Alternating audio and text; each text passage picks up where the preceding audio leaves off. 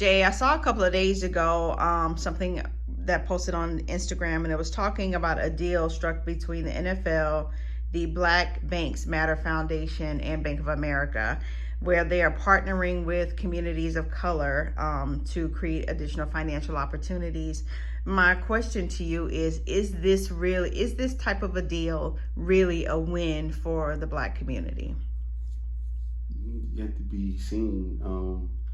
You know, you got a lot of black banks owned by white people or ran by white people. You know what I'm saying? And it's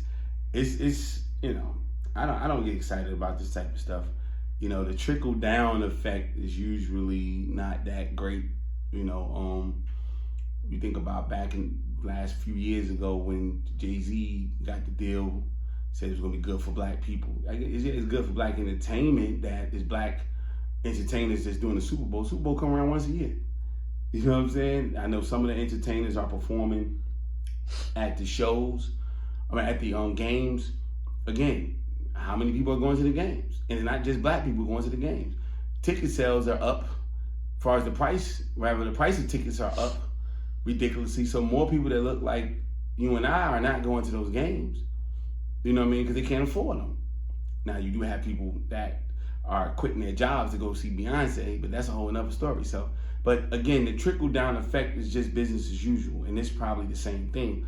Now, where you can see a win is where you start to get ideas. You start to get the ideas of saying, you know what, this is something that can be done. And I don't think enough people take the vision from somebody else and see how they can do it or believe that they can do it. They're always waiting on what somebody else do to trickle down, and then if it doesn't, either they're mad about it or they're stuck in a supportive role and they just cheer, rah, rah, rah, this is what this person did.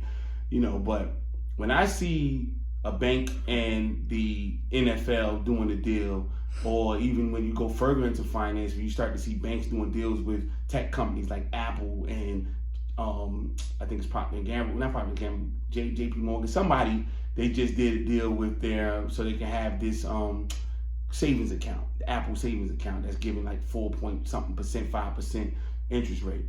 And then, all these major strategic partnerships that are happening, that makes me excited as a business owner and say, hey, how can I find those same type of deals? It might not be as major, but you still need to start looking at that. Maybe it's Bank of America with the NFL, but maybe you and around the street savings alone could do a deal, you know what I'm saying? And make it happen. So that's what I think people need to be taking from these things more so, the idea of, hey, I can use this type of strategic partnership. You can use it as an example. You should study it, see the research, see how it's worked, and then go ahead and do it. We just had a laugh off camera about Deion Sanders, and it made me think about his example of coaching at the HBCU.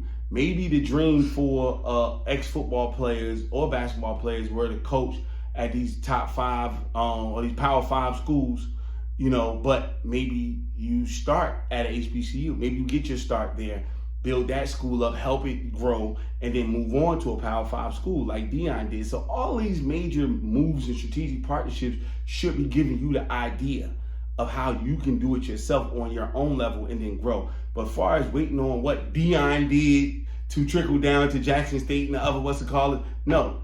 Take example and do it. So take example from what they're doing with the NFL and see how it works for your business or one of your family's businesses or something like that, and it should work out better.